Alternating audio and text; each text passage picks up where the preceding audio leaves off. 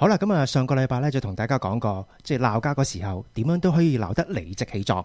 咁啊，上個禮拜舉個例子咧，就係女朋友投訴個男朋友，點解你成日掛住出去打波啊，或者成日掛住打機啊咁。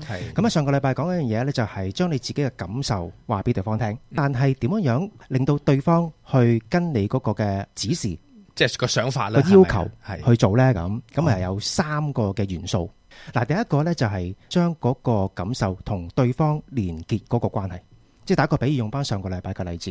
嗱，上個禮拜個情況就係女仔投訴男仔點解唔陪佢啦，咁所以第一個嘅方法就係你就同佢講啊，其實我都好掛住你同我傾偈嘅嗰個時間，因為透過同你傾偈嘅時候，我感受到你對我嘅愛。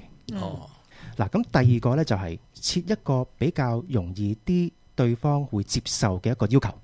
嗱，當然啦，你希望佢陪你傾偈啦，係咪陪伴你啦？咁你可以一開始就話啊，你可唔可以陪我傾偈3個鐘啊？每日咁，但係對方會好難接受噶嘛。係啊，咁你反而對佢講啊，如果我哋每日都傾10分鐘電話，你覺得好唔好啊？咁3個鐘係難應承嘅，10分鐘會容易啲接受嘅。咁啊，第3呢個最緊要嘅就係，當佢真係做到嘅時候咧，你俾個多謝或者感謝佢。當佢同你傾完偈之後，你就啊，即係多謝你同我傾偈啦，即係多謝你同我即係頭先嗰10分鐘陪我傾偈，因為透過頭先嗰10分鐘嘅傾偈咧，我感受到你俾我嘅愛。嗱，點解咧？因為你就算去海洋公園見到嗰啲海豚表演員，係咪？佢都會俾條魚仔你食啦，係咪？